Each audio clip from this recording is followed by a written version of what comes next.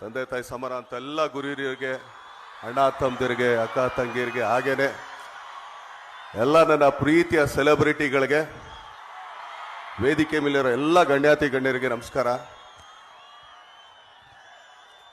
ಮೊದಲನೇದಾಗಿ ಹಂಪಿ ಉತ್ಸವ, ಎಲ್ರಿಗೂ ಹಂಪಿ ಉತ್ಸವದ ಶುಭಾಶಯಗಳು ಹೇಳ್ತೀನಿ. ಏನಕ್ಕೆ ಅಂದರೆ 2018ರಲ್ಲಿ ಬಂದಿದ್ದು ಇಲ್ಲಿಗೆ, ಹೌದೋ ಅಲ್ಲೋ? ಈಗ 24ಕ್ಕೆ ಬಂದಿದ್ದೀವಿ, 5 ವರ್ಷ ಆದಮೇಲೆ. ಸೊ ಆದ್ರೂ ಖುಷಿ ಆಗುತ್ತೆ, ಯಾಕಂದರೆ ಅವತ್ತು ಬಂದು ನೋಡೋದಕ್ಕೂ ಇವತ್ತು ನೋಡೋದಕ್ಕೂ ತುಂಬ ವ್ಯತ್ಯಾಸ ಇದೆ. ಏನಕ್ಕೆ ಅಂತಂದರೆ ಕೃಷ್ಣದೇವರಾಯರು ಆಳ್ದಂಥ ನಾಡಿದು, ಅವ್ರು ಕಟ್ಟಿದಂಥ ಸಾಮ್ರಾಜ್ಯ ಇದು.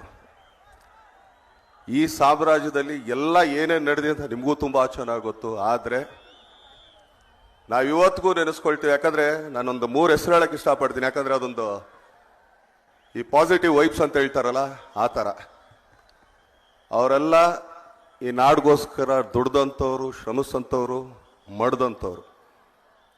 ಅದು ಕೃಷ್ಣದೇವರಾಯರಾಗಿರ್ಬೋದು, ಸಂಗೊಳ್ಳಿ ರಾಯಣ್ಣವರಾಗಿರ್ಬೋದು, ಇಲ್ಲ ಅಂತಂದರೆ ಮದಕರಿ ನಾಯಕನೂ ಆಗಿರ್ಬೋದು.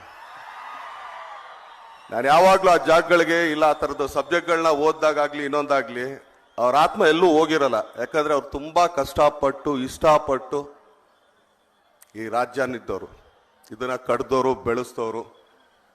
ಅವ್ರ ಆತ್ಮ ಇಲ್ಲೇ ಯಾವುದೋ ಒಂದು ರೂಪದಲ್ಲಿ ಎಲ್ಲೋ ನಮ್ಮ ಕಡೆನೇ ಇರ್ತಾರೆ, ನಮ್ಗಳ ಜೊತೆನೇ ಇರುತ್ತೆ ಅದು. ಯಾಕಂದ್ರೆ ಅವತ್ತೆಲ್ಲ ನಾವು ಮಾಡಿದ್ವಪ್ಪ, ಎಲ್ಲ ಹೆಂಗಿದ್ದಾರೆ, ಚೆನ್ನಾಗಿದ್ದಾರೆ ಅಂತ. ಅದೇ ಥರ ಇವತ್ತು ನೀವುಗಳು ಇಷ್ಟು ಜನ ಸೇರಿದ್ದೀರ, ಅದು ಕೂಡ ಅದರಿಂದಾನೆ, ಅವನ ಪ್ರೀತಿಯಿಂದಾನೆ. ಯಾಕಂದರೆ ಪ್ರತಿಯೊಂದು ಊರಲ್ಲೂ ಕೂಡ, ಈಗ ಹಂಪಿ ಆಗಿರ್ಬೋದು, ಮೈಸೂರು ಆಗಿರ್ಬೋದು, ಖಂಡಿತ ಒಂದಲ್ಲ ಒಂದು ಈ ಥರ ಸಡಗರ ಸಂಭ್ರಮ ನಡೀತಾನೆ ಇರುತ್ತೆ. ಈಗ ಮೈಸೂರು ದಸರಾ ತಗೊಳ್ರಿ, ಇಲ್ಲಿ ಹಂಪಿ ಉತ್ಸವ ತಗೊಳ್ಳಿ, ಇಲ್ಲ ಉತ್ತರ ಕರ್ನಾಟಕದ ಯಾವುದೇ ಭಾಗದ ತಗೊಳ್ಳಿ, ಪ್ರತಿಯೊಂದು ಕಡೆ ಏನೋ ಒಂದು ಉತ್ಸವ ನಡೀತಾ ಇರುತ್ತೆ. ಅದು ಯಾವತ್ತೂ ಕೂಡ ಆ ರಾಜ್ಯದ ರಾಜ್ಯ ಆಳ್ದಂಥವ್ರ ಮೇಲೇನೇ ಇರುತ್ತೆ.